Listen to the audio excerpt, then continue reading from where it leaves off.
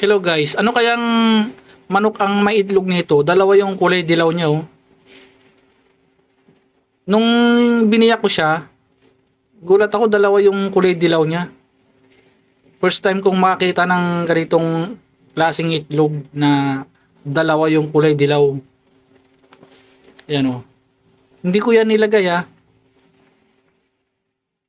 Pagka ano pala to, pagka naging sisiw, dalawang sisiw yung lalabas sa isang itlog. Ayos ano? Galing ah. Ito yung isa oh, bibiyakin din natin. Baka dalawa yung laman.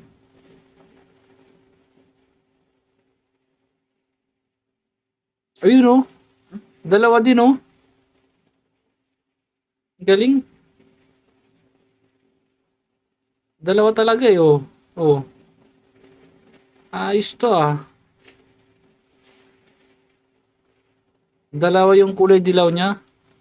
Sarap pa naman nito, yung kulay dilaw.